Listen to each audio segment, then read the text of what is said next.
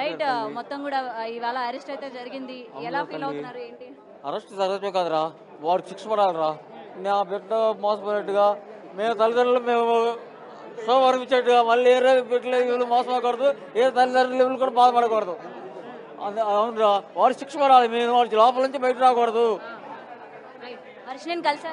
నా బిడ్డ కాడ శిశు సంక్షేమ సమస్యలో ఒక పోలీసు సమస్యలో ఒక కౌన్సిలింగ్ ఇచ్చి మాకు అప్పచెప్పాలని కోరుకుంటున్నాను. మీడియా మిత్రులందరికీ కూడా ధన్యవాదాలు. మీ అందరూ మాకు చేసి కృషి. శ్రీరామరావు కలవలేదా ఇక్కడ ప్రెస్ మీట్ ఉందని చెప్పి చివరితో సంఘం ఫోన్ చేస్తే వచ్చాము. చూడలేదు, పిల్లలకి చూడలేదురా. మొత్తం చాలా రోజులు అవుతుంది కదా మీ అమ్మాయిని చూసి. ఇంక ఇప్పుడు పోలీసులు పంపిస్తే వస్తుంది అనుకుంటున్నారా అమ్మాయి, లేదా శ్రీనివాసే కావాలని పోలీస్ స్టేషన్ లో ఏమైనా కూర్చునే అవకాశాలు లేదురా? లేదు లేదు. వచ్చిన తర్వాత నెక్స్ట్ ఏం చేయాలనుకుంటున్నారు? అమ్మాయిని మందు పెట్టారని ఆ అమ్మాయి ఆల్రెడీ ఆంధ్రప్రదేశ్ లో గుంటూరు మానస వైద్యశాలలో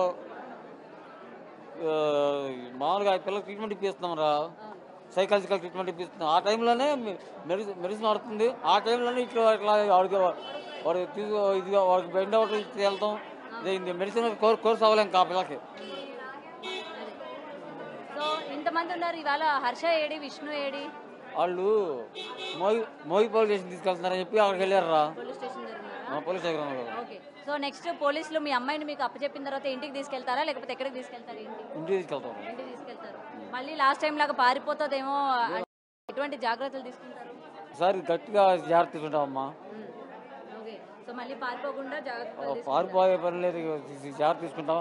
అయినా నా కొడుకు ఉంటలేదు, బయట ఉన్నాడు, లోపల ఉంటాడు. వాడు ఎదురుపడితే నేనే నీకు ఆ రోజు చెప్పాను, ఈ రోజు చెప్పాను. వాడిని అవసరం నేను మర్డర్ చేస్తాను తల్లి. సో ఇక నుంచి అయినా మొత్తం కూడా అమ్మాయిని జాగ్రత్తగా చూసుకోండి. అవునురా, ఎందుకంటే అమ్మాయికి ఏదైతే మానసికంగా సైకాలజికల్ గా ట్రీట్మెంట్ ఇప్పిస్తాం కాబట్టి అది ఆ ట్రీట్మెంట్ ఇంప్రూవ్ చేయించేసి ఆ పిల్లలు మా దారిలో వేసుకుంటాం తల్లి. మీ అందరు కృషి గొప్ప అమ్మ, మీరు చేసిన కృషి మీరు చెప్పలేము. ధన్యవాదాలు తల్లి.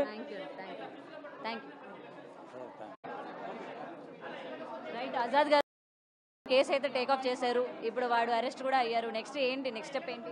ఒకటండి, ఇది వ్యవస్థీకృత నేరాలుగా చూడమని చెప్పి నేను ప్రభుత్వం వారికి విజ్ఞప్తి చేస్తా ఉన్నాను. ఇది కేవలం వీళ్ళు ఒక్కలే కాదు, ఇక మిగతా బాధితులు కూడా రమ్మని చెప్పి సందర్భంగా చెప్తా ఉన్నాను. ఎవరు వచ్చినా కూడా నేను వాళ్ళకి న్యాయ సహాయాన్ని అందించడానికి సిద్ధంగా ఉన్నాను. సో ఇప్పుడు ఆర్డర్ కాపీ ఏదైతే ఉందో అది దేవుడి దగ్గర వచ్చిన తర్వాత మీ అందరికి సబ్మిట్ చేస్తాను. ఇదే కాకుండా ముఖ్యంగా చెప్తా ఉన్నాను, ఎవరైనా సరే తాడిత పీడిత ప్రజానీకం కోసం ఈ ఆజాద్ ఎప్పుడు కూడా అన్యాయం ఎక్కడైతే జరిగిందో మేము పోరాడుతూనే ఉన్నాం. ఇప్పుడు కాదు, స్టూడెంట్ మూవ్మెంట్ నుంచి కూడా ఖచ్చితంగా మీ అందరూ సహాయ సహకారాలు ఖచ్చితంగా ముందుకెళ్తాము. ఏదన్నా ఉన్నా కూడా మా దగ్గర తీసుకురావచ్చు. ఇదే కాకుండా మా రాధిక గారికి కొంతమంది ఫోన్లు చేశారండి, అంటే మా పేరు బాధితులు చేశారంట. అది యాక్చువల్గా అది డిస్కస్ సాయంత్రం చేసి ఇంకేమైనా బాధ్యతలు వస్తే ముందు మన మీడియా ముందుకు తీసుకొస్తాము విత్ ఎవిడెన్స్.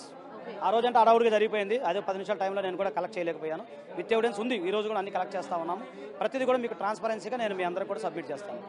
ఎప్పుడైనా సరే అన్యాయం కోసం పోరాటానికి ఆజాద్ ఎప్పుడు సిద్ధంగా ఉంటాను.